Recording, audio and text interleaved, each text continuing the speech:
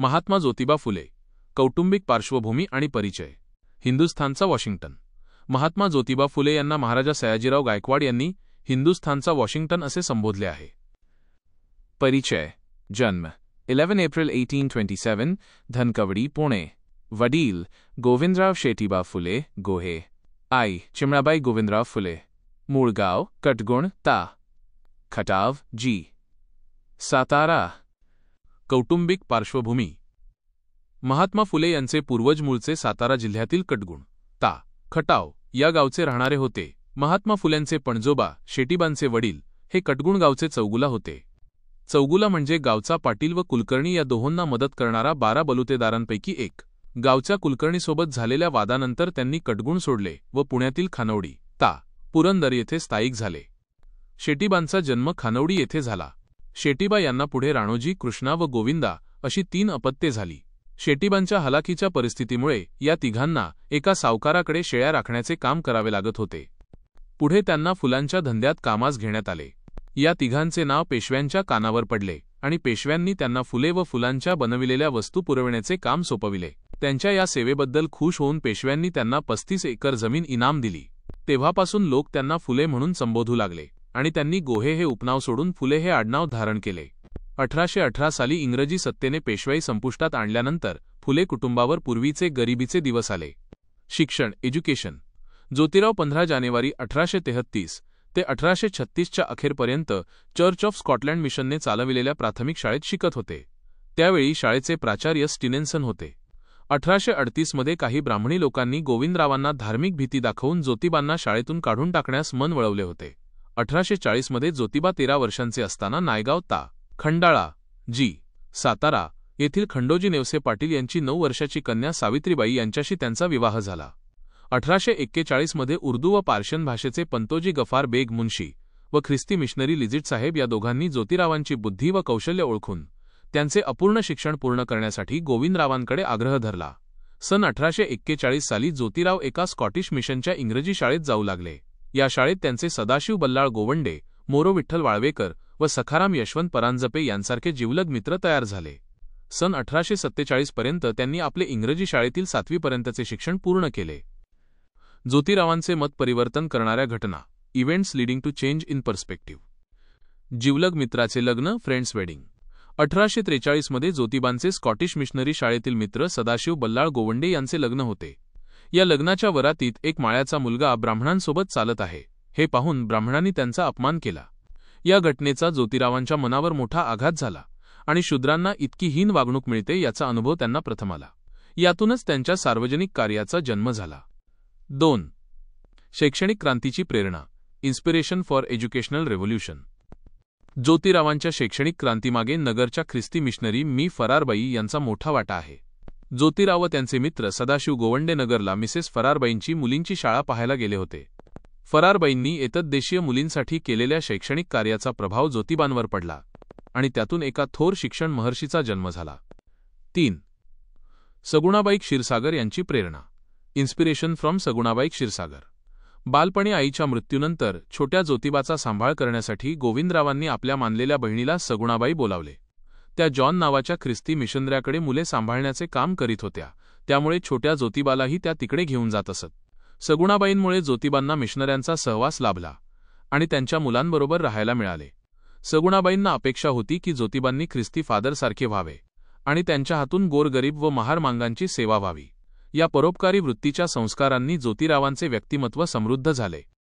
4. येशू ख्रिस्ताचा प्रभाव. Influence of Jesus Christ. Yeshu ख्रिस्ताचा एक व्यक्ती म्हणूनही ज्योतिरावांवर प्रभाव होता. ज्योतिराव त्यांच्या ग्रंथांत वारंवार येशूचा आणि त्याच्या शिकवणुकीचा उल्लेख करतात. सार्वजनिक सत्यधर्म पुस्तकात ज्योतिराव येशू ख्रिस्ताचा उल्लेख यशवंत असा करून त्याबद्दल गौरवोद्गार काढतात. मतपरिवर्तनावर झालेले अन्य प्रभाव. Other influences on ideological change. पाश्चात्य विचारवंतांचा प्रभाव. Influence of western thinkers. Deist विचारसरणी. 19व्या शतकात महाराष्ट्रातील अनेक समाजसुधारकांवर ख्रिस्ती धर्माचा प्रभाव होता आणि ते थेईस्ट विचार मांडणारे होते. याउलट ज्योतिराव फुले मात्र डेईस्ट विचारसरणीने प्रभावित झालेले होते. थेईस्ट गट. थेईस्ट हा गट बायबलवर आधारित ईश्वर कल्पना मांडणारा आणि चमत्कार कल्पना या गोष्टींवर विश्वास ठेवणारा होता. डेईस्ट गट. डेइस्ट हा गट धर्मग्रंथ न मानता बुद्धिप्रामाण्यवादावर विश्वास ठेवणारा होता. थॉमस पेन अमेरिकन प्रसिद्ध विचारवंत थॉमस पेन हे डेइस्ट विचारधारेच्या प्रमुखांपैकी एक होते. पेन यांच्या ग्रंथांचा परिचय झाल्यामुळेच फुलेंना ख्रिस्ती धर्माची थेइस्ट बाजू लक्षात आली. पेन यांच्या विचाराने ते इतके प्रभावित झाले की त्यांनी आपले मित्र वाळवेकर व नवरंगे यांच्या सहाय्याने एज ऑफ रिजन आणि राईट्स ऑफ मॅन या 2 ग्रंथांची पारायणे पूर्ण केली होती. अमेरिकन व फ्रेंच राज्यक्रांतीत भाग घेणारा पेन हा स्वतःच्या मनालाच धर्मशासन मानणारा होता. याचा प्रभाव सत्यशोधक समाज निर्मितीत दिसून येतो. सार्वजनिक सत्यधर्ममधील 33 वचने पेनच्या धर्मनिरपेक्षतेच्या सूत्रांवर आधारित आहेत. संत तुकारामांचा प्रभाव. इन्फ्लुएन्स ऑफ संत तुकाराम. ज्योतिरावांनी संत तुकारामांस शेतकऱ्यांचा संत मानलेले आहे. जगद्गुरू संत तुकारामांचा शिवाजी महाराजांसोबत स्नेह वाढू न दिल्याबद्दल ते रामदास स्वामींवर व गागा भट्टांवर टीका करतात. ज्योतिबा त्यांचे मित्र तुकाराम हनुमंत पिंजण यांच्याबरोबर सतत देहूला जात असत. यामुळे त्यांचा तुकोबारायांच्या अभंगाशी योग्य परिचय झाला होता. याचबरोबर त्यांचे मित्र गंगारामभाऊ म्हस्के यांच्या मुलाला तुकारामांच्या वंशजांची मुलगी दिली होती. वज्रसूचीचा प्रभाव. Influence of वज्रसूची.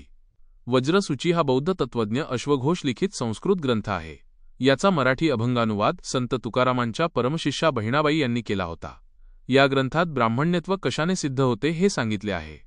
या ग्रंथातील विचारानुसार जीव, देह, जाती, ज्ञान, कर्म वा धार्मिकता यापैकी कशानेच ब्राह्मणत्व सिद्ध होत नाही, तर केवळ आत्मसाक्षात्कारानेच ब्राह्मणत्व सिद्ध होते. वज्रसूचीने जन्मजात ब्राह्मण्यावर आघात केला. या ग्रंथाच्या प्रभावामुळे बहिणाबाईंना खरा ब्राह्मण कोणाला म्हणावे या प्रश्नाचे उत्तर मिळाले व त्यांनी तुकोबांचे शिष्यत्व पत्करले. या सर्व गोष्टींचा प्रभाव ज्योतिबांवर पडला.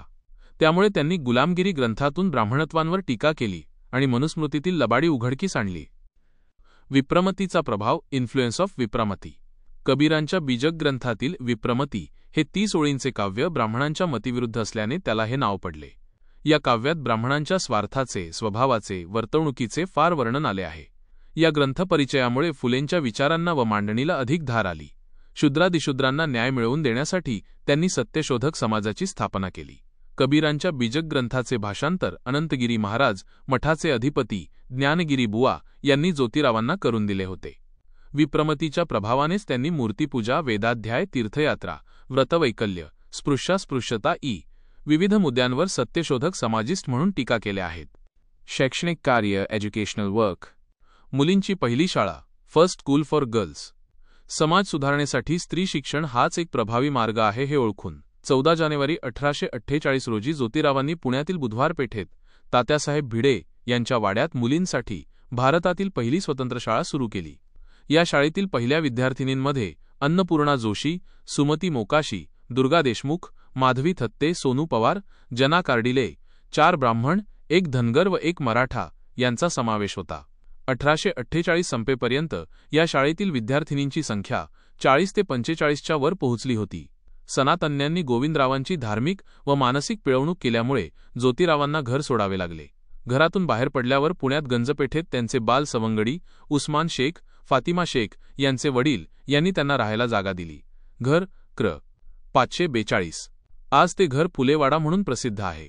आर्थिक अडचणींमुळे ही शाळा काही काळ बंद पडली, परंतु नंतर सदाशिव बल्लाळ गोवंडे यांनी जुन्या गंजपेठेत पुन्हा शाळा सुरू केली. या शाळेत स्वतः ज्योतिराव शिकवत होतेच, त्याचबरोबर सावित्रीबाई व सगुणा आऊ देखील अध्यापनाचे कार्य करत होत्या. बोर्ड ऑफ एज्युकेशनचे प्रेसिडेंट सर आसरकिन पेरी यांनी 16 नोव्हेंबर 1852 रोजी विश्रामबागेत एक दरबार भरवून ज्योतिरावांस 200 रुपये किंमतीची एक शाल जोडी अर्पण करून त्यांचा गौरव केला.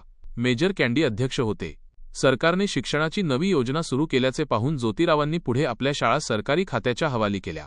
मुलींच्या इतर शाळा.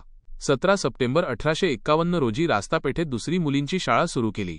15 मार्च 1852 रोजी वेताळपेठेत तिसरी मुलींची शाळा सुरू केली. अस्पृश्यांची पहिली शाळा. First school for untouchables. धार्मिक गुलामगिरीत पडलेल्या अस्पृश्य जनतेला शिक्षित करण्यासाठी ज्योतिरावांनी 1851 मध्ये पुण्यातील नानापेठेत अस्पृश्यांची पहिली शाळा सुरू केली, परंतु सनातन ब्राह्मणांनी विरोध करून ती शाळा बंद पाडली. 19 मे 1852 रोजी वेताळपेठेतील बालमित्र सदाशिव गोवंडे यांच्या वाड्यात पुन्हा अस्पृश्यांची शाळा सुरू केली. महार, मांग व इतर लोकांना शिकवण्याकरिता मंडळी नावाची संस्था 10 सप्टेंबर 1853 ला स्थापन केली. या संस्थेच्या अध्यक्षपदी सदाशिव गोवंडे तर मोरो विठ्ठल वाळवेकर चिटणीस, सखाराम यशवंत परांजपे खजिनदार होते. ज्योतिराव गोविंद फुले आणि बाबाजी मनाजी डेंगळे यांचा सदस्य म्हणून समावेश होता. लहुजी वस्ताद साळवे यांचे विशेष प्रयत्न होते. या शाळेत विष्णू मोरेश्वर, रामचंद्र मोरेश्वर, राघो सखाराम, धुराजी अण्णाजी चांभार, केसो त्रिंबक इत्यादींनी अध्यापनाचे काम केले. या शाळेत सदाशिव गोवंडे यांनी मुलींना पाट्या पुरविल्या व शाळेच्या खर्चास दरमहा 2 रुपये देऊ केले. शैक्षणिक कार्य एज्युकेशनल वर्क. प्रौढांसाठी रात्रशाळा, नाईट स्कूल फॉर अडल्ट्स. प्रौढ स्त्री पुरुषांना शिक्षणाची सोय व्हावी म्हणून इ.स. 1855 मध्ये ज्योतिरावांनी व सावित्रीबाईंनी रात्रीची शाळा सुरू केली. ज्योतिराव दररोज संध्याकाळी त्यांच्या राहत्या घरी प्रौढांना 2 तास शिकवत असत. मराठा मुलांसाठी स्वतंत्र शाळा, separate school for Maratha boys. 1848 साली पुण्यातील बुधवार पेठेतच सदाशिव हाटे व सदाशिव गोवंडे यांच्या पुढाकाराने ज्योतिरावांनी मराठा समाजातील मुलांसाठी स्वतंत्र शाळेची सुरुवात केली. इतर शाळा: 15 मे 1848 महारवाड्यात पुणे मुलींची शाळा, 1 सप्टेंबर 1848 महारवाड्यात अस्पृश्य मुलींची शाळा, 3 जुलै 1851 रास्तापेठ पुणे. या शाळेची तपासणी दादोबा पांडुरंग तरखडकर यांनी 16 ऑक्टोबर 1851 रोजी केली. 1 डिसेंबर 1851 नानापेठ पुणे. इ.स. 1858 ज्योतिरावांनी शाळेच्या व्यवस्थापन मंडळातून कायमची निवृत्ती घेतली. हंटर आयोगापुढे साक्ष, testimony before Hunter commission. Lord रिपनच्या काळात हिंदुस्थानातील शिक्षणविषयक प्रश्नांचा अभ्यास करून त्याबाबत शिफारशी करण्यासाठी 3 फेब्रुवारी 1882 रोजी विल्यम हंटर यांच्या अध्यक्षतेखाली शिक्षणविषयक आयोग नेमण्यात आला. 19 ऑक्टोबर 1882 रोजी ज्योतिरावांनी या हंटर कमिशनपुढे प्राथमिक शिक्षणाविषयी सविस्तर निवेदन दिले. त्यांनी सरकारला पुढील शिफारशी केल्या: प्राथमिक शिक्षण सक्तीचे व मोफत करावे. प्राथमिक शाळेतील शिक्षक प्रशिक्षित हवेत. आदिवासी जाती जमातींना शिक्षणात प्राधान्य द्यावे. स्थानिक उपकरांपैकी जास्त भाग प्राथमिक शिक्षणावर खर्च करावा. पालिका शाळेतील शिक्षकांचे किमान वेतन 12 रुपये असावे. प्राथमिक शिक्षणात तांत्रिक व व्यवहारोपयोगी शिक्षणाचा अंतर्भाव असावा. शेतीचे प्राथमिक ज्ञान शिक्षकांना असावे. सामाजिक कार्य सोशल वर्क. विधवा विवाहासाठी प्रयत्न, efforts for widow remarriage. 8 March 1864 रोजी गोखल्यांच्या बागेत ज्योतिरावांच्या प्रयत्नाने शेणवी जातीतील 18 वर्षांची विधवा नर्मदा हिचा विवाह शेणवी जातीतीलच रघुनाथ जनार्दन या विधुरासोबत करून दिला. बालहत्या प्रतिबंधक गृह, इन्फॅन्टिसाइड प्रिव्हेन्शन होम. बालपणीच लादल्या जाणाऱ्या बालविवाहामुळे समाजात बालविधवांचे प्रमाण अधिक होते. अशा हालाखीच्या स्थितीत असलेल्या गर्भवती विधवा स्त्रियांच्या मदतीसाठी ज्योतिरावांनी 28 जानेवारी 1863 रोजी त्यांच्या मित्र उस्मान शेख यांच्या राहत्या घरी बालहत्या प्रतिबंधक गृहाची स्थापना केली. या गृहाच्या दारावर पाटी लावली होती की, विधवांनो, येथे या सुरक्षितपणे बाळंत व्हा, सर्व काही गुप्त ठेवले जाईल व मुलांचे संगोपनही केले जाईल. 1863 ते 67 दरम्यान या गृहात 100 विधवा मातांनी अपत्यांना जन्म दिला होता. या कार्यात शंकर गोपाळ हरी देशमुख, बाबा परमानंद व तुकाराम तात्या पडवळ यांनी मदत केली. या प्रतिबंधक गृहात काशीबाई ही ब्राह्मण स्त्री 1865 मध्ये प्रसूतीसाठी आली व तिने मुलाला जन्म दिला. 1873 मध्ये ज्योतिरावांनी त्याला दत्तक घेऊन यशवंत नाव ठेवले. सामाजिक कार्य सोशल वर्क. केशवपन बंदी, ban on head shaving of widows. इ.स. 1865 मध्ये पुण्यात पुरुषांच्या हजामतीचे आणि विधवांच्या केशवपनाचे दर वाढविण्यात आले, ज्यामुळे न्हावी आणि ब्राह्मण यांच्यामध्ये संघर्ष निर्माण झाला. या संधीचा फायदा घेऊन ज्योतिरावांनी न्हाव्यांना केशवपन प्रथेची अनिष्टता, त्यातील अमानुषता आणि क्रौर्य याविषयी समजावून सांगितले. विधवेचे जबरदस्तीने केशवपन करणाऱ्या माणसाविरुद्ध जो फिर्याद करील त्याला कोर्टात खटला चालविण्यासाठी खर्च देण्यात येईल, अशी जाहिरात इंदुप्रकाशमध्ये छापून आली होती. इ.स. 1890 मध्ये मुंबईत केशवपन प्रकरणावरून तीव्र वादविवाद झाले. यात दीनबंधू, इंदुप्रकाश, इंडियन स्पेक्टेटर, सुबोध पत्रिका या वृत्तपत्रांनी सुधारकांची बाजू उचलून धरली. 14 एप्रिल 1890 रोजी न्हाव्यांची विराट सभा सदोबा कृष्णाजी यांच्या अध्यक्षतेखाली पार पडली. मद्यपानास विरोध, ऑपोजिशन टू अल्कोहोलिझम. ज्योतिराव हे सन 1876 ते 1882 या दरम्यान पुणे महानगरपालिकेचे नगरसेवक होते. 18 जुलै 1880 रोजी ज्योतिरावांनी मद्यपानगृहांची वाढ करणाऱ्या सरकारी बिलास विरोध करणारे पत्र पुणे महानगरपालिका कार्यकारी अध्यक्षाला उद्देशून लिहिले.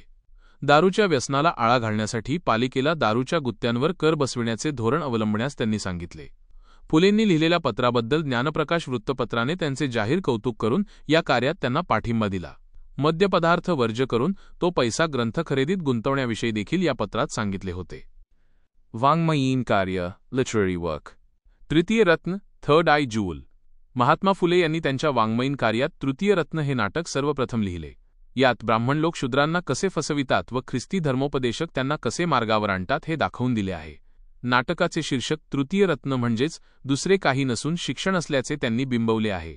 सदर नाटक महात्मा फुलेंनी दक्षिणा प्राईज कमिटीस अर्पण केलेले आहे. पुरोगामी सत्यशोधक त्रैमासिकात 1879 मध्ये प्रथमतः हे नाटक प्रकाशित झाले. जून 1855 लिहिलेल्या तृतीय रत्न या नाटकानुसार ज्योतिराव फुले हे पहिले आधुनिक नाटककार आहेत. या नाटकात महात्मा फुले यांनी विदूषक या पात्राच्या माध्यमातून मराठी रंगभूमीवर प्रथमच प्रयोगशील सूत्रधार आणला. छत्रपती शिवाजीराजे भोसले यांचा पोवाडा. ज्योतिरावांनी याची रचना 1869 मध्ये केली आहे. बाबा पद्मनजींच्या सत्यदीपिका वृत्तपत्रात 8 ऑगस्ट 1869 रोजी त्याची जाहिरात प्रसिद्ध झाली. या पोवाड्यात ज्योतिरावांनी भोळा यवन म्हणून अफजलखानाचा उल्लेख केला आहे. पोवाड्यात कुळवाडी भूषण म्हणून त्यांनी छत्रपती शिवाजी महाराजांचा उल्लेख केला आहे. हा पोवाडा त्यांनी रामचंद्र बाळकृष्णाजी जयकर, परमहंस सभेचे अध्यक्ष, यांना अर्पण केला आहे. पुढील पानावर त्यांच्या इतर साहित्याविषयी सविस्तर माहिती दिलेली आहे. नक्कीच. दस्तऐवजाच्या 7व्या पानावर महात्मा ज्योतिबा फुले यांच्या सामाजिक कार्याची पुढील माहिती तसेच त्यांच्या काही महत्त्वाच्या वाङ्मयीन कृतींची माहिती दिली आहे. सामाजिक कार्य, सोशल वर्क. महिला सेवा मंडळ. महिला सेवा मंडळ. स्त्रियांच्या सुधारणेसाठी ज्योतिरावांनी पुण्याच्या कलेक्टरच्या पत्नी ई.सी. जोन्स यांच्या अध्यक्षतेखाली महिला सेवा मंडळाची स्थापना केली. सावित्रीबाई या मंडळामागील खऱ्या सूत्रधार होत्या, तसेच त्या मंडळाच्या चिटणीसही होत्या. या संस्थेमार्फत 23 जानेवारी 1852 रोजी सार्वजनिक तिळगुळ समारंभाचा कार्यक्रम घेण्यात आला. या कार्यक्रमात जातीभेद व पक्षपात यांना फाटा देत सर्वांना समान धरून एकाच चटईवर जाजमावर बसविण्यात आले. अस्पृश्यांसाठी स्वतःची विहीर खुली केली. Opened his well for untouchables. इ.स. 1868 मध्ये ज्योतिरावांनी त्यांच्या वाड्यातील पाण्याची विहीर व हौद अस्पृश्यांना पाणी भरण्यासाठी खुला केला. याच वर्षी त्यांचे वडील गोविंदरावांचे निधन झाले. दुष्काळात सेवाधर्म. Service during famine. इ.स. 1876 ते 77 मध्ये महाराष्ट्रात जो भीषण दुष्काळ पडला त्यावेळी ज्योतिरावांनी सरकारला या गोष्टीत लक्ष देण्यास भाग पाडले. त्यांनी स्वतःच्या घरचे खंडोगणती धान्य गोरगरिबांना वाटून दिले. दुष्काळ पीडित शेतकऱ्यांच्या मुलांसाठी त्यांनी डॉक्टर शिवप्पा यांच्या सहाय्याने 1877 मध्ये व्हिक्टोरिया अनाथ आश्रमाची स्थापना केली. शेतकऱ्यांसाठी विशेष कार्य. Special work for farmers. खतफोडीचे बंड. इ.स. 1876 साली अहमदनगर व पुणे येथील सावकारीविरुद्ध ज्योतिरावांच्या नेतृत्वात नांगर चालणार नाही व जमीन पिकणार नाही, अर्थात खतफोडीचे बंड नावाने आंदोलन झाले. 1876 ते 78 दरम्यान चाललेल्या या बंडाच्या परिणामस्वरूप सरकारने डेक्कन रिलीफ ॲक्टद्वारे सावकार व जमीनदारांना वेसन घालून शेतकऱ्यांना संरक्षण दिले. ड्यूक कॅनॉटशी भेट. Meeting with Duke of Connaught. 2 March 1888 रोजी व्हिक्टोरिया राणीचा पुत्र ड्यूक कॅनॉट भारतात आला. या समारंभात ज्योतिराव शेतकऱ्यांच्या वेशात हजर होते. त्यांनी मत मांडले की भारतातील जनतेचे हित साधायचे असल्यास शेतकऱ्यांना ज्ञान देणे गरजेचे आहे आणि त्यासाठी प्राथमिक शिक्षण मोफत देण्याची आवश्यकता आहे. वाङ्मयीन कार्य. Literary work. पूर्वीच्या पानावरून सुरू असलेले लेखन. विद्या खात्यातील ब्राह्मण पंतोजी पोवाडा. 1869. हा पोवाडा सत्यदीपिका मासिकाच्या जून 1869च्या अंकात प्रथम प्रकाशित झाला. ब्राह्मणांचे कसब. 1869. हे पुस्तक महाराष्ट्रातील कुणबी, माळी, मांग व महार जातीस ज्योतिरावांनी अर्पण केले आहे. ब्रिटिश सरकारने शूद्र जातीतील निरक्षर लोकांपर्यंत विद्या पोचवून त्यांची भट्टशाहीच्या नियंत्रणातून सुटका करावी हे पुस्तक लिहिण्याचे प्रयोजन असल्याचे ज्योतिराव सांगतात. या ग्रंथास बाबा पद्मनजी यांनी प्रस्तावना लिहिली आहे. गुलामगिरी. 1873. निग्रो लोकांची गुलामगिरीतून सुटका करणाऱ्या अमेरिकेतील सदाचारी लोकांना ज्योतिबा फुले यांनी हा ग्रंथ अर्पण केला आहे. शेतकऱ्यांसाठी विशेष कार्य. Special work for farmers. शेतकऱ्यांविषयी कळवळा असणारा व्यंगचित्रकार. Cartoonist concerned about farmers. देशातील निरनिराळ्या समाजाची स्थिती ताडून पाहण्यासाठी ज्योतिरावांनी 1887 मध्ये एक नकाशा तयार केला आणि त्या नकाशावर निरनिराळ्या वर्गाच्या सुधारणेची नंबरवारी एका झाडाच्या रूपात आखली. या झाडाच्या शेंड्यावर पारशी समाज पहिल्या नंबरवर दाखविला असून त्यानंतर ब्राह्मण, मारवाडी, भाटे, बंगाली, मुसलमान वगैरे अशी नंबरवारी लावली होती. हे सारे सुधारणेचे झाड शेतकऱ्यांच्या टाळक्यावर उगवलेले दाखवून त्याखाली शेतकऱ्याच्या पाठीवर कराचे मोठे ओझे लादलेले आहे आणि तो शेतकरी अशक्त, भांबावलेला व वाकलेला त्यांनी दाखविला आहे. या चित्रास त्यांनी सुधारणेचे झाड असे नाव दिले. राष्ट्रीय सभेवर बहिष्कार. Boycott of the National Congress. सन 1895 साली राष्ट्रीय सभेचे 11वे अधिवेशन पुणे येथे सुरेंद्रनाथ बॅनर्जी यांच्या अध्यक्षतेखाली भरले. यावेळी कृष्णराव भालेकरांनी 30 फूट उंचीचा शेतकऱ्याचा पुतळा प्रवेशद्वाराजवळ उभारला होता.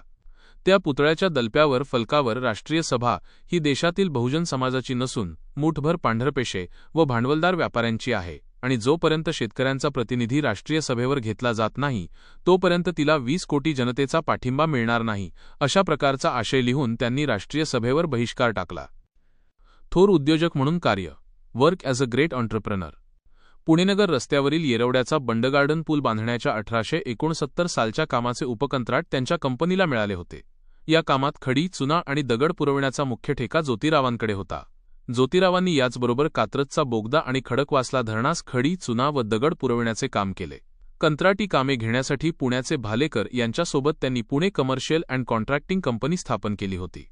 वासुदेव बाबाजी नवरंगे यांनी इंग्लंडच्या एका कंपनीची मुशीची एजन्सी दिल्यानंतर त्यांनी ज्योतिबांना पुण्यासाठी सब एजन्सी दिली. पुण्यात भाजीपाला खरेदी करून मुंबईला पाठविण्याचा व्यवसाय सहकारी तत्वावर ज्योतिरावांनी सुरू केला. महात्मा पदवी, द टायटल महात्मा. 1888 मध्ये मुंबईमधील मांडवीत असणाऱ्या रघुनाथ महाराज सभागृहात रावबहादूर वडेकर यांच्या हस्ते ज्योतिबांना महात्मा ही पदवी बहाल करण्यात आली. वाङ्मयीन कार्य, लिटररी वर्क. शेतकऱ्यांचा आसूड. 1883. इंग्रजांनी शेतीची नवी रचना करण्याच्या प्रयत्नात लागू केलेल्या रयतवारी पद्धतीच्या दोषांचे चित्रण या ग्रंथात महात्मा ज्योतिबांनी केले आहे. एकूण 5 भागांत लिहिलेल्या या पुस्तकात फुलेंनी इंडिया 3000 इयर असे या ग्रंथातील अवतरणे स्पष्ट केली आहेत. सत्सार अंक 1, 2, 1885. महात्मा फुले यांनी सत्सार अंक 1 व 2 हे 1885 मध्ये प्रकाशित केले.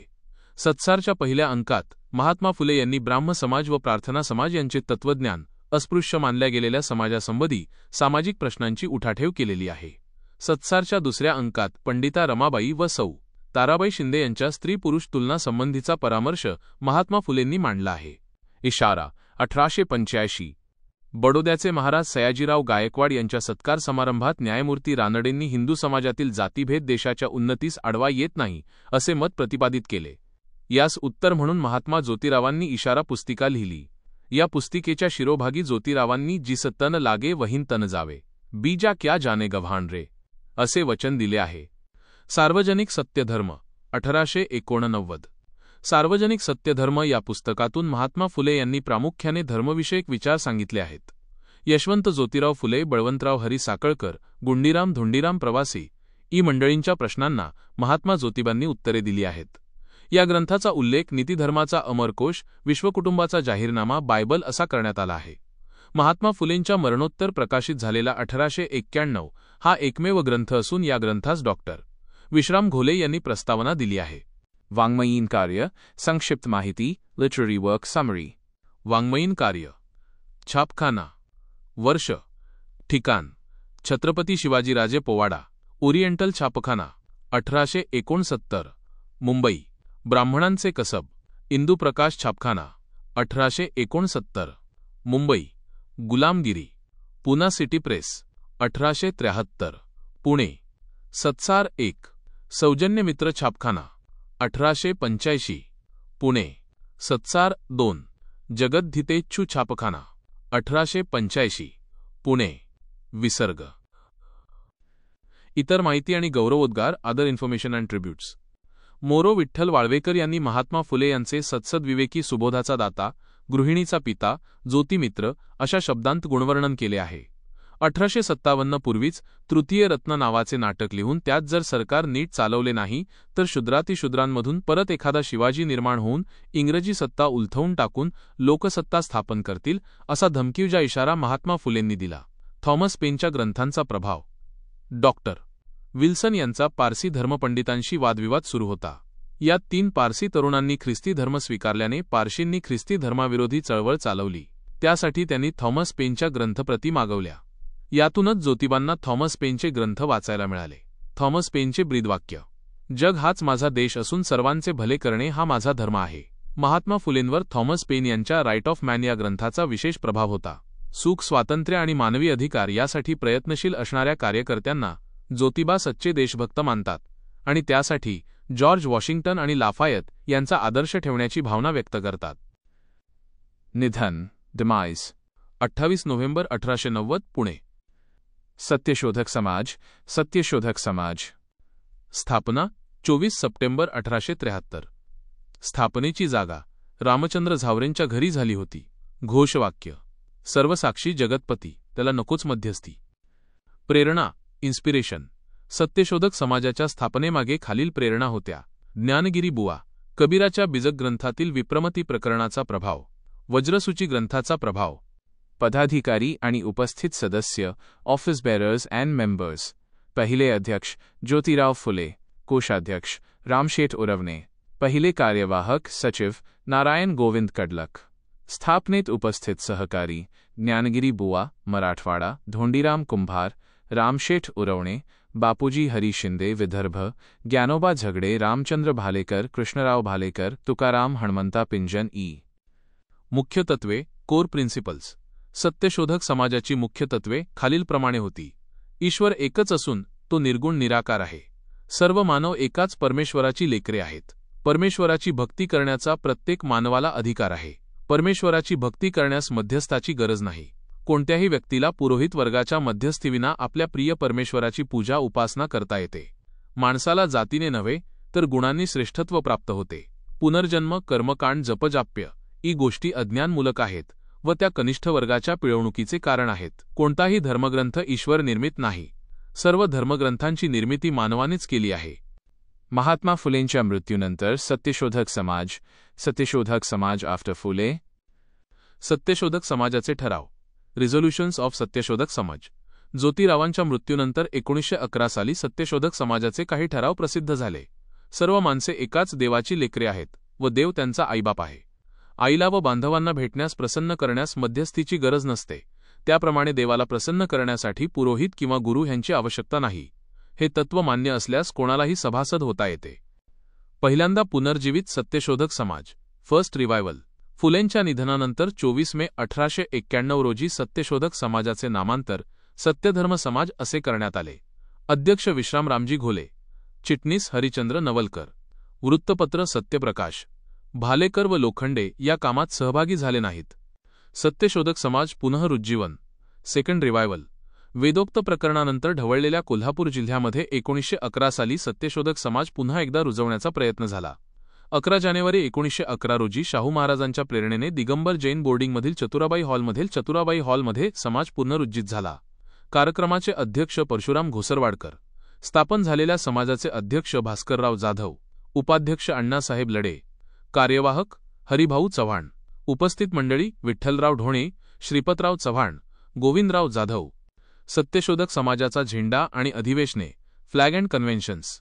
1885 सालच्या गुढीपाडव्याच्या दिवशी सत्यशोधक समाजाच्या झेंड्याची मिरवणूक पुण्यात काढण्यात आली. कृष्णराव भालेकरांच्या दीनबंधू सार्वजनिक सभेने महत्त्वाची भूमिका बजावली होती. न्या. रानडे, महात्मा फुले मिरवणुकीत सहभागी झाले होते. 1912 साली सत्यशोधक समाजाचे दुसरे अधिवेशन पार पडले. अध्यक्ष संतुजी लाड. ठिकाण नाशिक. इतर माहिती, अदर फॅक्ट्स. फुलेंचे पहिले चरित्र 1927. फुलेंच्या जन्मशताब्दी निमित्ताने पहिले चरित्र सत्यशोधक पंढरीनाथ पाटील यांनी लिहिले होते. कामगारांचा मोर्चा 1889 मुंबई काँग्रेस अधिवेशनावर नारायण मेघाजी लोखंडे यांनी महात्मा फुलेंच्या नेतृत्वाखाली कामगारांचा मोर्चा नेला. 1857चा उठाव. महात्मा फुलेंनी 1857च्या उठावाला भट पंड्याचे बंड, कोर्तुशी चपाती अशा शब्दात संभावना केली. ज्यू सदस्य. सत्यशोधक समाजाचे सदस्य असणारे ज्यू गृहस्थ इल्लैया सालोमन होते. महात्मा फुलेंशी संबंधित व्यक्ती, individuals associated with Mahatma Phule. अय्यावरू Ramaiah Venkaiah. अय्यवरू रमय्य Venkaiah. जन्म हैदराबाद संस्थानात, तेलुगू वैष्णव कुळात. कार्यक्षेत्र पुणे सातारा सार्वजनिक बांधकाम खात्यात कर्नल गुडफेलो यांच्या अखत्यारीत कार्यरत. नंतर व्यंकू बाळू कालेवार यांच्यासोबत भागीदारी केली. बांधकामे. भंडारदरा जलाशय 1877. सयाजीरावांचा लक्ष्मीविलास राजवाडा 1880. संघटना आणि सत्यशोधक कार्य. नीतीप्रसारक मंडळी, मुंबई 15 नोव्हेंबर 1882 आणि तेलुगू ज्ञानोत्तेजक पुस्तकालय, मुंबई 15 ऑक्टोबर 1893 या संस्थांची स्थापना केली. तेलुगू मद्यपान निषेध मंडळाचे संस्थापक अध्यक्ष. 1873 अखेरीस सत्यशोधक समाजाच्या मुंबई शाखेची स्थापना केली. 1873 पुणे सत्यशोधक समाजाला 17 रुपयांचा निधी दिला. 1200 रुपयांच्या छापखान्यातील 600 रुपये त्यांनी दिले. 17 एप्रिल 1911 रोजी पुणे येथे भरलेल्या सत्यशोधक समाजाच्या पहिल्या एकदिवसीय अधिवेशनाचे ते अध्यक्ष होते. अध्यक्षीय भाषणात त्यांनी सत्यशोधक समाजाऐवजी सत्य समाज असे नामांतर सुचविले. साहित्य. 1887 ख्रिस्ती बंधुजनास विनंती, धर्मचिकित्सक पुस्तिका लिहिली. गुलामगिरी ग्रंथाची दुसरी आवृत्ती स्वखर्चाने प्रकाशित केली. या आवृत्तीला ज्योतिरावांचे चरित्र जोडले. प्रस्तावना लिहिली. 1911 साली प्रकाशित. निधन मार्च 1912. मुंबई. नारायणराव गोविंदराव कडलक. नारायणराव गोविंदराव कडलक. ओळख. फुलेकालीन सत्यशोधक. सत्यशोधक कार्य. 1876 केंद्रीय कार्यकारिणीचे सदस्य. सरकारी नोकरी करत सत्यशोधक समाजाचा प्रचार करत म्हणून काही अधिकाऱ्यांनी त्यांची बदली महाबळेश्वर येथे केली. नारायणराव कडलक व शाहीर धोंडीराम यांनी समाज स्थापनेचं प्रतिज्ञापत्र लिहिले. सत्यशोधक समाजाच्या स्थापनेवेळी उपस्थितांनी कडलकांवर कार्यवाहकाची जबाबदारी सोपविली. महात्मा फुलेंशी संबंधित व्यक्ती. Individuals associated with Mahatma Phule. Ramchandra Bapusheth उरवणे. Ramchandra Bapusheth उरवान. जन्म 1830. त्यांनी वडिलांच्या आडत व्यवसायात गुळाची आडत भवानी पेठेत पुणे जम बसवला. सत्यशोधक समाजाच्या स्थापनादिनी ते उपस्थित होते. 1875 मध्ये ते केंद्रीय कार्यकारिणीचे पदाधिकारी बनले. 1876 मध्ये ते खजिनदार बनले आणि त्यांनी समाजाला 55 रुपयांची देणगी दिली. समाजाच्या वतीने आयोजित वक्तृत्व स्पर्धेतील विजेत्यास त्यांनी पारितोषिक दिले. बर्वे प्रकरणात फुलेंच्या सांगण्यावरून टिळक आणि आगरकरांना 10,000 रुपयांचा जामीन मुंबईला पाठविला होता. निधन 28 सप्टेंबर 1882. व्यंकू बाळोजी कालेवार. व्यंकू बलोजी कालेवार. जन्म 1820. घोडनदी, शिरूर, पुणे. वडील ईस्ट इंडिया कंपनीच्या लष्करात शिपाई होते. वडिलांच्या मृत्यूनंतर मुंबईत बिगारी, गवंडी, मिस्त्री अशी कामे करून पुढे ते बांधकामाची कंत्राटे घेऊ लागले. बांधकामे. स्वामी अय्यावरूंच्या भागीदारीने बांधकाम कंत्राटदार म्हणून काम केले. 1877 मध्ये भंडारदरा जलाशयाचे बांधकाम केले. 1880 वा बडोद्याचा विजयालक्ष्मी राजवाडा बांधला. 1893 मध्ये मुंबई महापालिकेची इमारत बांधली. सत्यशोधक कार्य. ते सत्यशोधक समाजाच्या स्थापनेप्रसंगी उपस्थित होते. सत्यशोधक पुणे शाखेला 1200 रुपयांचा छापखाना देताना त्यातील 600 रुपये कालेवारांचे होते. तेलुगू भाषिकांसाठी शाळा आणि वाचनालय स्थापनेत त्यांनी पुढाकार घेतला होता. निधन 7 सप्टेंबर 1888. कृष्णराव अर्जुन केळुस्कर. कृष्णराव अर्जुन केळुस्कर. जन्म 20 ऑगस्ट 1860. मौजे केळूस, ता. वेंगुर्ले, जी. सिंधुदुर्ग. जगन्नाथ शंकरशेठ यांनी फी माफ केल्यामुळे त्यांचे पुढील शिक्षण मुंबईतील विल्सन हायस्कूलमध्ये झाले. 1881 मध्ये ते चांगले मार्क्स घेऊन मॅट्रिक पास झाले. ते मुंबईतील राणीच्या बागेत वाचन करत असत. त्यांच्यासोबत डॉक्टर बाबासाहेब आंबेडकरही कधीकधी असत. 1907 मध्ये भीमराव आंबेडकर मॅट्रिक झाल्यानंतर त्यांना स्वतः लिहिलेले बुद्धचरित्र भेट दिले. पुढील शिक्षणासाठी त्यांची सयाजीराव महाराजांशी भेट घालून दिली. यातून बाबासाहेबांच्या उच्च शिक्षणासाठी 25 रुपये शिष्यवृत्ती मंजूर झाली होती. रघुनाथ महाराजांच्या समाधीजवळ महात्मा फुलेंची भेट झाली. 1934 मध्ये ते पहिल्या मुंबई मराठी साहित्य संमेलनाचे अध्यक्ष होते. कृष्णराव अर्जुन केळुस्कर. कृष्णराव अर्जुन केळुस्कर. कार्य आणि सदस्यत्व. Work and membership. ते मराठा ऐक्येच्छू सभा, Maratha provident fund, Maratha relief committee आणि विद्याप्रसारक मंडळी या संस्थांचे सदस्य होते. ते मुंबई सत्यशोधक शाखेतना मे. लोखंडेंच्या सोबत कार्यरत होते. 23 मार्च 1913 रोजी झालेल्या सत्यशोधक समाजाच्या 3ऱ्या अधिवेशनाला ते उपस्थित होते. 1914 साली सासवड येथील 4थ्या अधिवेशनालाही ते उपस्थित होते. साहित्य. Literary work. 1907 मध्ये त्यांचे शिवरायांचे चरित्र प्रसिद्ध झाले. याचे इंग्रजी भाषांतर प्राध्यापक नीलकंठ ताखाकाव यांनी केले होते आणि ते गुजराती हिंदीतही भाषांतरित झाले आहे. त्यांचे इतर साहित्य. बुद्धचरित्र, तुकाराम बाबांचे चरित्र, जनाबाई रोकडे चरित्र, रावबहादूर यलप्पा बळीराम चरित्र, गुणाजीराव धोंडबराव घुले चरित्र. कृष्णराव केळुस्करांचे आत्मचरित्र 1977 साली मुंबई मराठी ग्रंथसंग्रहालयाच्या वतीने धनंजय कीर यांनी प्रकाशित केले. त्यांनी इस्रायल जगवृत्तचे संपादन केले. तसेच इंदुप्रकाश, सुबोधपत्रिका, दीनबंधू, शेतकऱ्यांचा कैवारीतून लेख प्रसिद्ध केले. निधन 14 ऑक्टोबर 1934. पक्षघाताने. वा. रा. कोठारी. व्ही. आर. कोठारी. परिचय आणि शिक्षण. Introduction and education.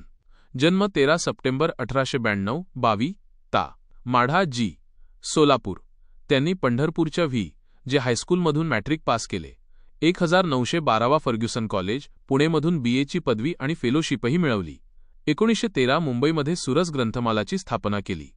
टिळकांवरील टीका. Criticism of Tilak. कोठारींचे टिळकांच्या गीतारहस्यावर टीका करणारे 4 लेख केसरीमधून प्रसिद्ध झाले. 1915 साली त्यांनी गीतारहस्यावर टीकात्मक निबंध हा ग्रंथ प्रकाशित केला. याला वामन गोविंद काळे यांनी प्रस्तावना दिली. 1958 मध्ये त्यांनी गीतारहस्य सार हा पुनर्मूल्यांकनपर ग्रंथ प्रसिद्ध केला. साहित्य. Literary work. 1915 इंदिरा ही सामाजिक कादंबरी लिहिली. 1958 शिवचरित्र प्रसिद्ध झाले. 1973 जुन्या आठवणी हे आत्मचरित्र लिहिले. वा. रा. कोठारी, VR कोठारी - उर्वरित कार्य. वृत्तपत्रे. 19 जुलै 1917 पुणे येथे जागरूक हे वृत्तपत्र सत्यशोधक मतांचा प्रचार करण्यासाठी चालू केले. 1922 साली बंद पडले. 1936 साली सुरू झालेल्या राष्ट्रमतचे काही काळ संपादक होते. 1938 मध्ये त्यांनी पा. म. भागवत यांच्याकडून प्रभातपत्र घेतले. अधिवेशने. 27 ते 28 मे 1916 बेळगाव सत्यशोधक समाजाच्या 6व्या अधिवेशनाला वीरा शिंदे यांच्या समवेत उपस्थित होते. याच अधिवेशनादरम्यान कोठारींनी महात्मा गांधीचे एक व्याख्यान बेळगाव येथे आयोजित केले होते. कोठारी आणि विठ्ठल बिराजी डोणे यांची सत्यशोधक समाजाचे प्रचारक म्हणून निवड झाली होती. 13 व 14 एप्रिल 1918 टाउन हॉल अकोला येथे सत्यशोधक समाजाचे 8वे अधिवेशन भरले होते. त्याचे अध्यक्ष वा. रा. कोठारी होते तर स्वागताध्यक्ष सखाराम पाटील होते. राजकीय सहभाग. ते ब्राह्मणेतर पक्षाच्या स्थापनेपासूनच पक्षाचे सदस्य होते. निधन 10 फेब्रुवारी 1974 पुणे. गणेश अकाजी गवई. गणेश अकाजी गवई. ओळख. कवी गणेश अक्काजी गवई उर्फ नानासाहेब. भूगाव ता. अचलपूर जी. अमरावती. सामाजिक कार्य. 1911 गवई यांच्या अध्यक्षतेखाली भरलेल्या अस्पृश्योद्धारक अधिवेशनला वीरा शिंदे उपस्थित होते.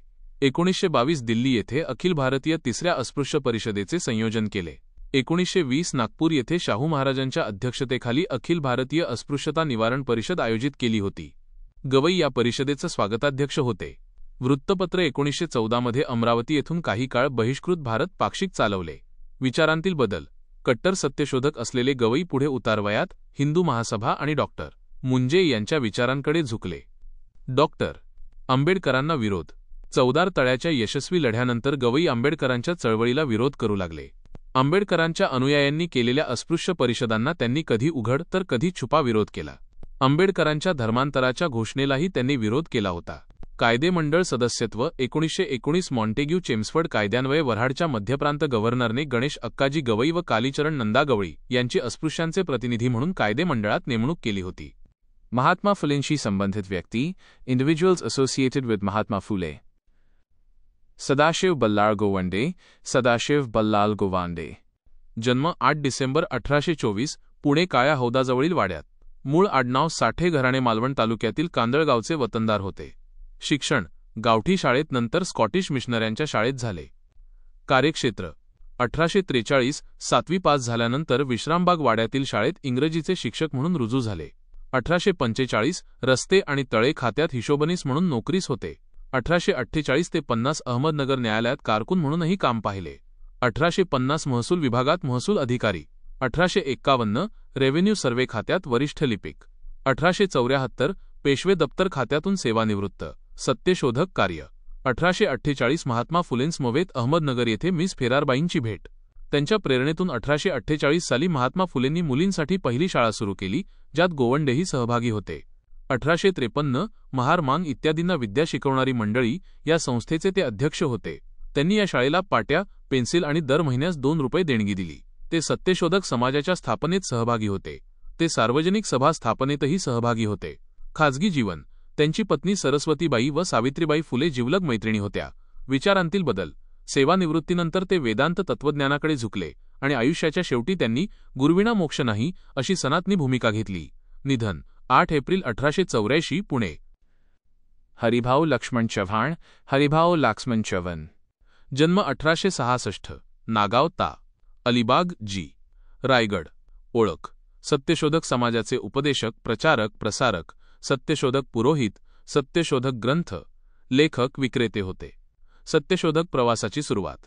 घरच्या सत्यनारायण पूजेला ग्रामपुरोहित न मिळाल्याने अन्य पुरोहितांकडून पूजा बांधली. यातून ग्रामपुरोहितांसोबत वाद उद्भवून ते सत्यशोधक समाजाकडे वळले. पुरोहित कार्य.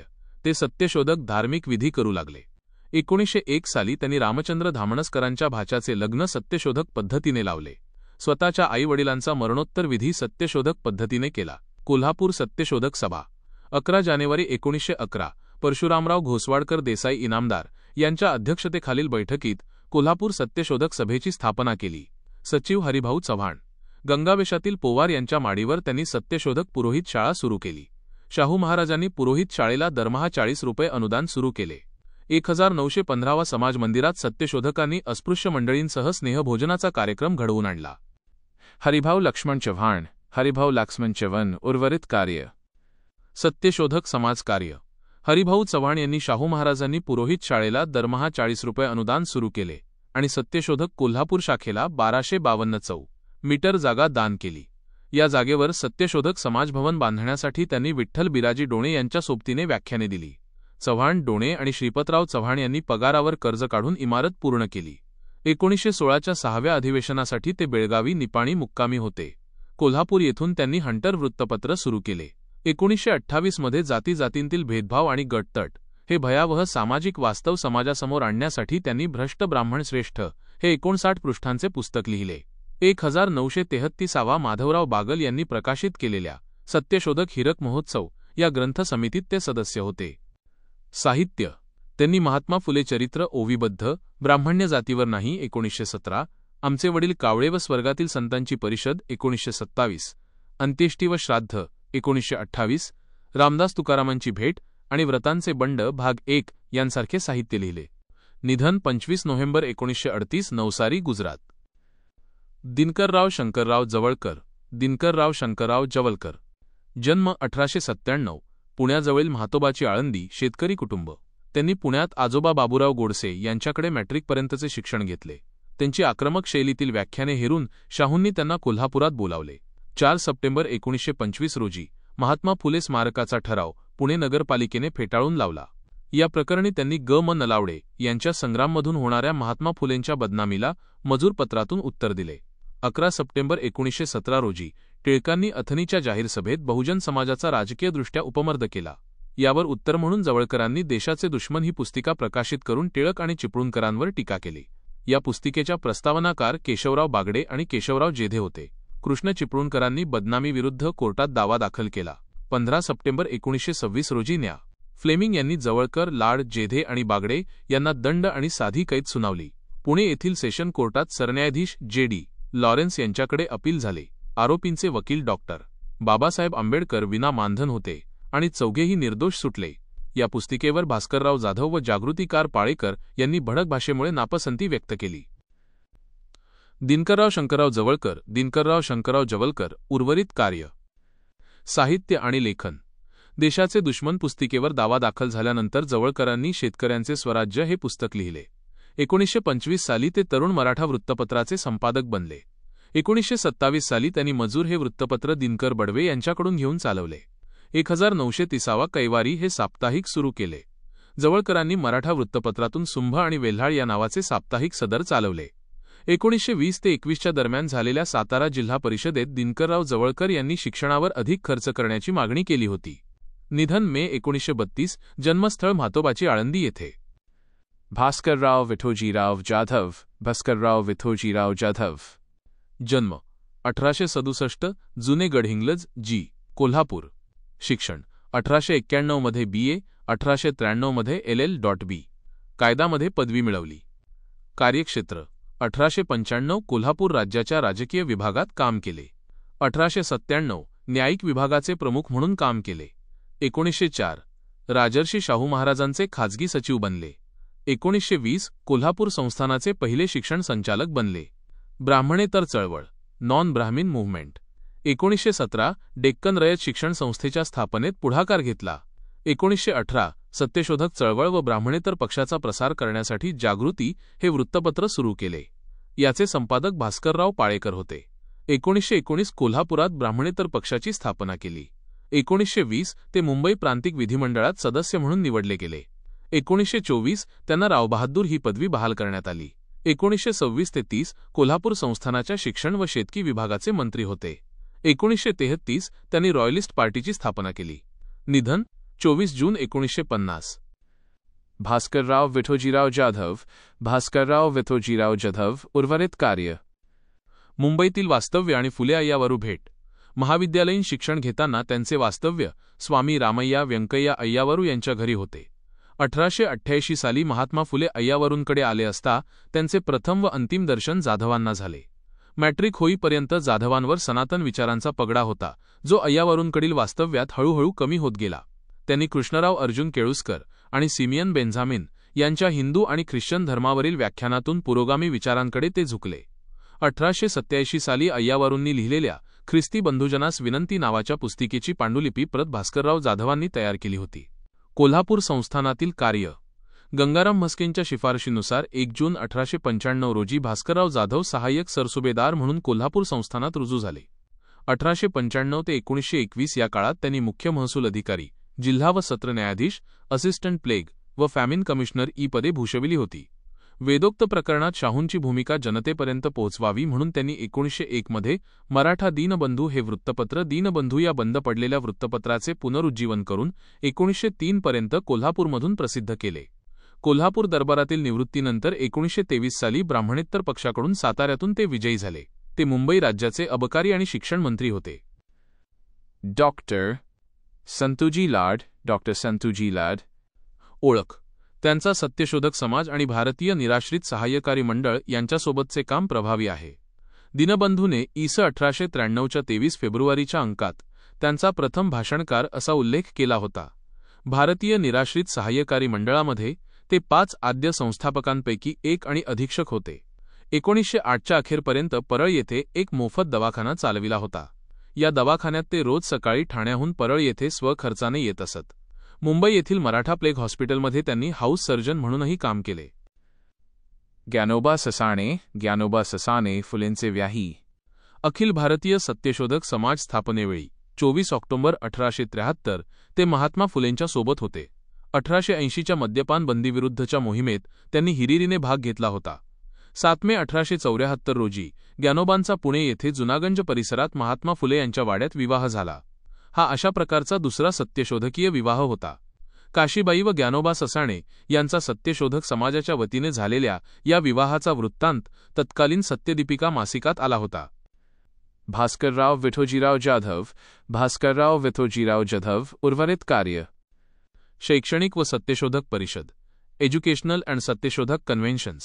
1907 धारवाड, कर्नाटक मराठा शिक्षण परिषदेच्या पहिल्या अधिवेशनाचे ते स्वागताध्यक्ष होते. 1908 दुसऱ्या अधिवेशनाप्रसंगी मराठा शिक्षण परिषदेचे ते सचिव होते. 11 जानेवारी 1911 परशुरामराव घोसवाडकर यांच्या अध्यक्षतेखालील सभेत भास्करराव जाधवांची अध्यक्ष म्हणून निवड करण्यात आली होती. 1913 मध्ये भास्कररावांच्या देखरेखीखाली घरचा पुरोहित हे पुस्तक तयार करण्यात आले. 1928 सोलापूर येथील 20व्या परिषदेचे ते अध्यक्ष होते. स्वागताध्यक्ष, सचिव व अध्यक्ष असा बहुमान मिळवणारे ते एकमेव विचारवंत असावेत. 1910 मध्ये दीनबंधू वृत्तपत्रात सत्यशोधक समाजाची संभाव्य संहिता लिहून सत्यशोधकांना एकत्र येण्याचे त्यांनी आवाहन केले. यातून पुढे सत्यशोधक अधिवेशनांना प्रारंभ झाला. 12 डिसेंबर 1920 रोजी त्यांनी ब्राह्मणेतर पक्षाची स्थापना केली. 1950 कोल्हापूरमध्ये 16वे अधिवेशन झाले. त्यावेळी अंथरुणाला खिळून असतानाही त्यांचे रामराम पाव्हणं हे भाषण त्यांचे पुत्र अप्पासाहेब यांनी वाचून दाखविले. राजर्षी शाहू त्यांना जाधवराव म्हणून हाक मारत. साहित्य आणि गौरव, लिटरेचर अँड ट्रिब्यूट्स. त्यांनी रामायणावर नवप्रकाश हा ग्रंथ लिहिला. राजर्षी शाहू आपल्या संस्थानातील सहकारी चळवळीचा आत्मा. जे.पी. नाईक, कोल्हापूरचे दुसरे शिल्पकार. डॉक्टर संतुजी लाड. डॉक्टर संतुजी लाड. ओळख. शिवाजी आमचा राणा आणि मराठी आमचा बाणा या ध्येयाने वाटचाल करणारा सत्यशोधक म्हणून केशवरावांची ओळख. येथे केशवराव असा उल्लेख असला तरी संदर्भ संतुजी लाड यांच्या कार्याबद्दल आहे, तरीही संदर्भानुसार माहिती दिली आहे. भारतीय निराश्रित सहाय्यकारी मंडळामध्ये ते 5 आद्य संस्थापकांपैकी एक आणि अधीक्षक सुपरिंटेंडंट होते. महर्षी विठ्ठल रामजी शिंदे सरचिटणीस, सर नारायण चंदावरकर अध्यक्ष, शेठ दामोदरदास सुखडवाला उपाध्यक्ष, नारायणराव पंडित खजिनदार आणि डॉक्टर संतुजी लाड अधीक्षक. 1908च्या अखेरपर्यंत परळ येथे एक मोफत दवाखाना चालविला होता. या दवाखान्यात ते रोज सकाळी ठाण्याहून परळ येथे स्वखर्चाने येत. मुंबई येथील मराठा प्लेग हॉस्पिटलमध्ये त्यांनी हाऊस सर्जन म्हणूनही काम केले. केशवराव मारुतीराव जेधे. केशवराव मारुतीराव जेधे. जन्म 21 एप्रिल 1896 पुणे. मूळ गाव रोहिड खोऱ्यातील कारी आंबवडे. त्यांचे पूर्वज शिवाजी महाराजांच्या मर्जीतील कान्होजी जेधे हे होते. व्यवसाय. त्यांच्या वडिलांचा पुण्यात भांड्यांचा कारखाना होता. शिक्षण पुना हायस्कूल आणि पुना इंग्रजी हायस्कूलमध्ये झाले. 1918 मध्ये मॅट्रिक पास झाले. फर्ग्युसन कॉलेजला इंटरला प्रवेश घेतला, मात्र शिक्षण तेथेच थांबले. संघटना कार्य. 1928 मुंबई इलाखा शेतकरी परिषदेचे सचिव होते. 1929 सातारा जिल्हा मराठा परिषदेचे अध्यक्ष होते. 1923 ते 30 पर्यंत पुण्यातील ब्राह्मणेतरांनी स्थापन केलेल्या छत्रपती शिवाजी मेळ्यासाठी त्यांनी पद्यरचना केली व गाणी गायली. देशाचे दुश्मन खटला या पुस्तिकेला लिहिलेल्या प्रस्तावनेसाठी न्या. फ्लेमिंग यांनी त्यांना 6 महिन्यांची शिक्षा सुनावली होती. पुढे न्या. लॉरेन्स यांच्या कोर्टात त्यांची निर्दोष सुटका झाली. वृत्तपत्र विजयी मराठा व मजूर या वृत्तपत्रांना दिनकर रावांची मदत. काही दिवस त्यांनी श्री शिवस्मारक हे पत्र चालवले. सत्याग्रह त्यांनी महाड व पुणे येथील पर्वती मंदिर सत्याग्रहात सहभाग घेतला. महात्मा फुले पुतळा ठराव. 1925 मध्ये पुणे नगरपालिकेचे सदस्य असताना बुधवार पेठेत महात्मा फुलेंचा पुतळा उभारावा असा ठराव त्यांनी मांडला. परंतु नगराध्यक्ष ल. ज. आपटे यांनी बहुमताच्या जोरावर तो फेटाळून लावला. केशवराव जेधे, वायाळ, सणस, विठ्ठलराव झेंडे यांनी सभात्याग केला. राजकारण. गांधीजींच्या प्रभावाखाली आलेल्या केशवरावांनी पुढे काँग्रेसमध्ये प्रवेश केला. त्यांनी बारामती लोकसभा मतदारसंघाचे प्रतिनिधित्व केले. निधन 12 नोव्हेंबर 1959 पुणे. बाळाजी काशीबा कुसाजी डुंबरे पाटील. बालाजी काशीबा कुसाजी डुंबरे पाटील. ग्रामजोशी खटला. ग्रामजोशी लॉसूट. बाळाजी काशीबा कुसाजी डुंबरे पाटील यांचा ग्रामजोशी खटला हा महाराष्ट्राच्या समाज सुधारणेच्या इतिहासातील महत्त्वाचा भाग आहे. डुंबरे पाटील हे पुणे जिल्ह्यातील शिरूर तालुक्यातील रांजणगाव सांडस येथील होते. त्यांनी त्यांच्या गावात ग्रामजोशी ब्राह्मण यांना बाजूला सारून स्वतः सत्यशोधक पद्धतीने पौरोहित्य केले. या घटनेमुळे ग्रामजोशींनी डुंबरे पाटलांविरुद्ध न्यायालयात दावा दाखल केला. 1893 साली हा खटला सुरू झाला. या खटल्यामध्ये डुंबरे पाटलांनी ब्राह्मणेतर समाजाच्या वतीने स्वतः बाजू मांडली आणि त्यांनी जिंकला सुद्धा. या खटल्यात मदत करणारे काही सत्यशोधक ज्ञानाजी रामचंद्र खोत, गणेश बाबाजी नवलकर, बाबूराव ससाणे. इतर कार्य. 1902 मध्ये त्यांनी दिनमित्र हे सत्यशोधक समाजाचे मुखपत्र सुरू केले. या मुखपत्रासाठी त्यांनी शिरूर येथे श्री सत्यशोधक छापखाना सुरू केला. 1921 साली ते अहमदनगर जिल्हा लोकल बोर्डाचे अध्यक्ष झाले. रामचंद्र विठोबा धामणस्कर. रामचंद्र विठोबा धामणस्कर. जन्म 1876 पुणे. मूळ गाव धामणगाव ता. जुन्नर जी. पुणे. परिचय. ते व्यवसायाने गवंडी मेस्त्री होते. सत्यशोधक समाजकार्य. ते महात्मा फुलेंच्या विचारांचे पाईक होते. त्यांनी जुन्नर तालुक्यात सत्यशोधक समाजाच्या प्रचारप्रसारात महत्त्वाचे योगदान दिले. 1913 मध्ये त्यांनी जुन्नर येथे सत्यशोधक समाजाच्या शाखेची स्थापना केली. तेथे त्यांनी सत्यशोधक पद्धतीने विवाहाचे कार्यक्रम सुरू केले. या सत्यशोधक कार्यामुळे त्यांना ब्राह्मण पुरोहितांकडून मारहाण झाली होती.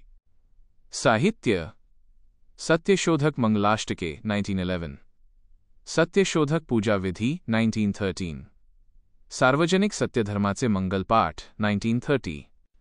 भाऊ कोंडाजी डुंबरे पाटील. भाऊ कोंडाजी डुंबरे पाटील. जन्म 1838. मूळ गाव ओतूर ता. जुन्नर जी. पुणे. ओळख. ते जुन्नरचे अफगाण म्हणून ओळखले जात. व्यवसाय. मुंबईतील डाकप्रभू गल्लीत वयाच्या 15व्या वर्षी किराणा दुकानात नोकरी केली व पुढे स्वतःचे दुकान थाटले. कौटुंबिक कलहामुळे 1869 मुंबई सोडली. कार्य. 1869 ते 70 साली ओतूरचे पोलीस पाटील झाले. 1882च्या सुमारास ग्वाल्हेर संस्थानातील नोकरी करून ओतूरला परतले. 1883 ते 84 मध्ये महात्मा फुले गावोगावी शेतकऱ्यांचा आसूड ग्रंथाचे वाचन करत.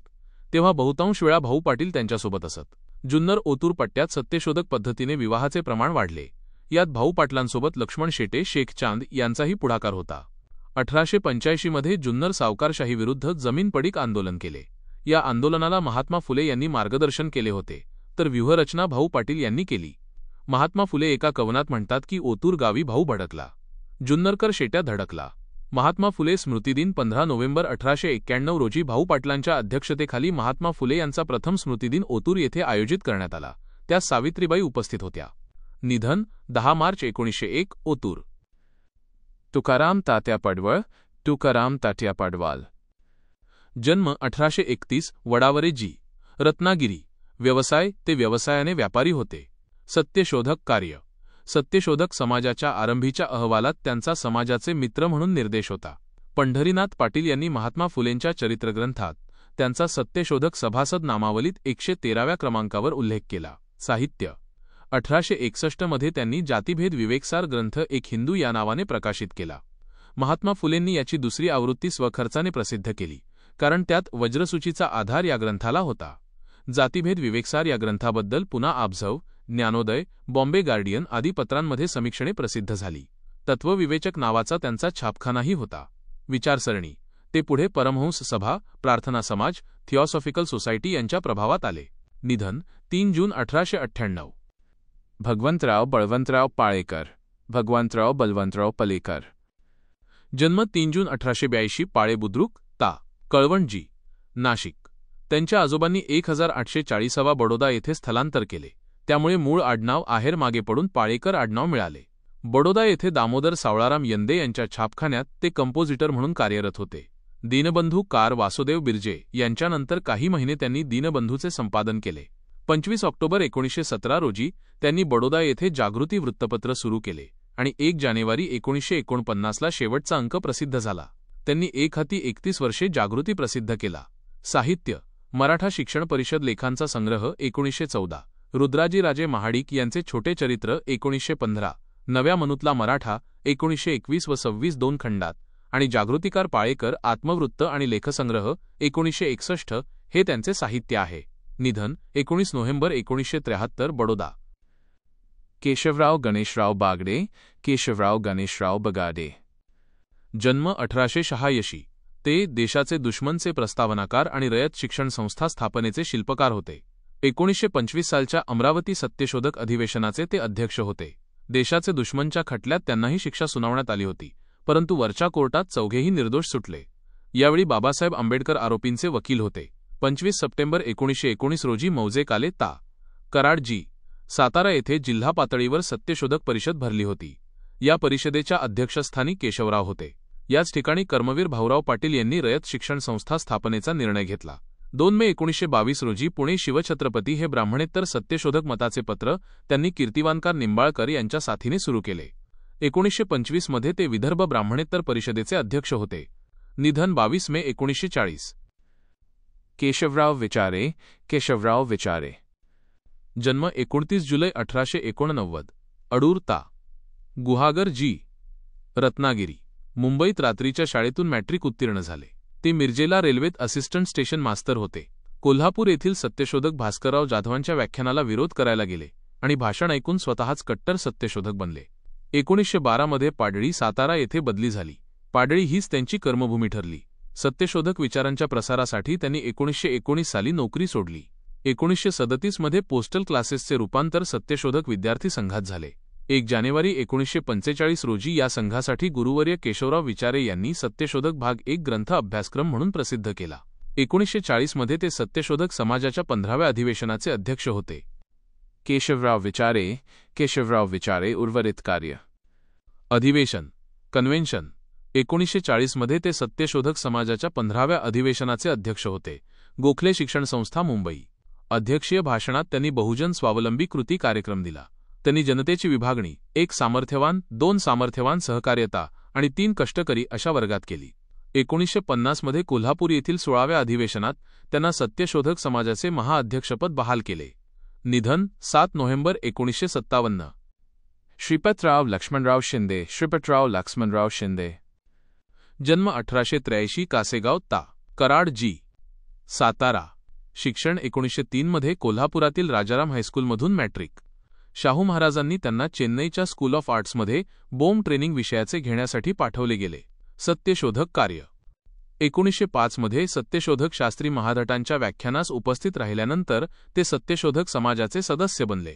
राजर्षांच्या, शाहू महाराजांच्या प्रेरणेने त्यांनी पुणे येथे पोलीस ट्रेनिंग कोर्स पूर्ण केला. पाथर्डीजवळील सोमठाणे येथे त्यांनी दीनमित्र कार मुकुंदराव पाटील यांची व्याख्याने आयोजित केली. 1 जानेवारी 1919ला त्यांनी फौजदारीचा नोकरीचा राजीनामा दिला. सत्यशोधक ब्राह्मणेतर चळवळीत काम करता यावे म्हणून. वृत्तपत्र. 1 डिसेंबर 1919ला पुणे विजयी मराठा सुरू केले. याच विजयी मराठाने टिळक हयात असेपर्यंत त्यांची चिंता वाढवली होती. भवानी तलवार व तलवारीचे वार ही विजयी मराठाची धारदार सदरे होती. दीनमित्र व जागरूक पत्रातही शिंदे मार्मिक नावाने लिखाण करत.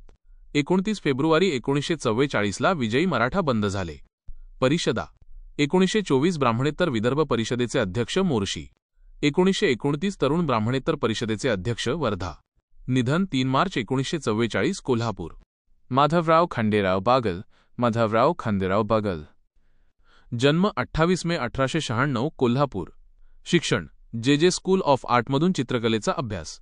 महात्मा गांधींची प्रासंगिक भेट झाली, त्यातून पुढे सामाजिक कार्याला सुरुवात झाली. कोल्हापुरात प्रजा परिषद ही संस्था स्थापन केली. 15 नोव्हेंबर 1947ला प्रजा परिषदेच्या मंत्रिमंडळात ते मंत्री होते. त्यांनी कोल्हापूरमध्ये निधी जमा करून महात्मा फुले आणि बाबासाहेब आंबेडकरांचे ब्रांझचे पुतळे कोल्हापुरातील बिंदू चौकात स्थापले. 9 डिसेंबर 1950. माधवराव खंडेराव बागल उर्वरित कार्य. सत्यशोधक आणि सामाजिक कार्य. 17वे सत्यशोधक अधिवेशन सातारा जिल्ह्यातील पाडळी येथे 25 मे 1958 रोजी पार पडले. याचे उद्घाटक माधवराव बागल होते. आंबेडकर चळवळींमधील विचारवंत वसंत मून यांनी बाबासाहेबांच्या ऑन्हिलेशन ऑफ कास्ट या ग्रंथाचा मराठी अनुवाद माधवरावांना अर्पण केला. मून लिहितात, महात्मा फुले यांच्या चळवळीतील देव आणि आत्मा न मानणारा शेवटचा महामानव भाई माधवराव बागल यांना कृतज्ञतापूर्वक अर्पण. निधन 6 मार्च 1986. साहित्य. 1931 सत्यशोधकांना इशारा हा ग्रंथ. प्रस्तावना महर्षी शिंदे, वडील खंडेराव बागल यांना अर्पण. 1933 सत्यशोधक हीरक महोत्सव हा ग्रंथ 5 विभागात. प्रस्तावना भास्करराव जाधव यांचा मी सत्यशोधक कसा झालो हा लेख ग्रंथाचा पायाधार. 3ऱ्या विभागात सत्यशोधक छत्रपती शाहू महाराज नावाचा खास लेख. 1933 बेकारी व तीवर उपाय ग्रंथ. प्रस्तावना कृष्णराव अर्जुन केळुसकर, भास्करराव जाधव यांचा अभिप्राय लाभला. शेतकरी व मजूर यांची करुण कहाणी या साहित्यात त्यांनी दारिद्र्य म्हणजे गुलामगिरी असे प्रतिपादन केले. मुकुंदराव गणपतराव पाटील. जन्म 20 डिसेंबर 1885, भांबुर्डा, शिवाजीनगर, पुणे. ते कृष्णराव भालेकरांचे चौथे अपत्य होते. दिनमित्रचे आद्य संपादक गणपराव पाटील यांचे विषप्रयोगाने निधन झाल्यानंतर 1892 ते गणपतराव पाटलांच्या पत्नी लक्ष्मीबाई यांनी दत्तक घेतले. त्यांचे सुरुवातीचे शिक्षण नगरसूल ता. येवलाजी, नाशिक आणि अहमदनगर येथे झाले. कवी नारायणराव टिळकांकडून त्यांनी संस्कृतची तोंडओळख करून घेतली. विवाह अहिल्याजी गोरे यांची कन्या लक्ष्मीबाईंशी सत्यशोधकी विवाह केला. दिनमित्र वृत्तपत्र राणोजी आरू आणि पाथर्डीतील शिदोरे बंधूंशी चर्चा करून इंग्लंडमधील ग्लॅस्गो कंपनीचे हातमुद्रण यंत्र मागवले. 23 नोव्हेंबर 1910 दिनमित्र सोमठाणे येथून 10 वर्षे प्रसिद्ध होत होता. 25 फेब्रुवारी 1920 तरवडी येथे स्थलांतर झाले व दर बुधवारी प्रसिद्ध होत असे. दिनमित्रचे देणगीदार पूर्व आफ्रिकेतील सीताराम वामन कुलकर्णी होते. मुकुंदराव पाटील यांचे चिरंजीव आबासाहेब पाटील हे दिनसेवा हे सत्यशोधक विचारांचे साप्ताहिक नेवासा येथून चालवत असे. निधन 4 डिसेंबर 1967. आनंद स्वामी. जन्म 1893. मूळ नाव आनंद रघुजी दिवटे. हरिस्वामींच्या निवृत्तीनंतर त्यांनी वडगाव रासाई ता. शिरूर जी. पुणे येथील कैवल्याश्रमास सत्यशोधक चळवळीचा केंद्रबिंदू बनवून टाकले. त्यांनी अध्यापन शैलीत बदल केले आणि सर्व जाती धर्माच्या विद्यार्थ्यांना प्रवेश दिला. पुढे आश्रमात इंग्रजी शाळा सुरू केली. मुख्याध्यापक हरिश्चंद्र नवलकर. 1920च्या सातारा जिल्ह्यातील शेतकरी उठावाचे नेतृत्व केले. त्यांना पारनेरचा वाघ म्हटले जाई. जांभोरा गावी त्यांनी ब्रह्मचर्याश्रम स्थापन केला. 1925 मध्ये अमरावती 13वे अधिवेशनाचे स्वागताध्यक्ष ते होते.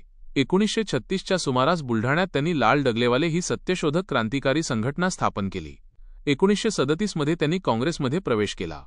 1950 मध्ये वडगाव रासाई येथील कैवल्याश्रमाची 25 एकर जमीन अस्पृश्य बांधवांना दिली. निधन 29 ऑगस्ट 1952.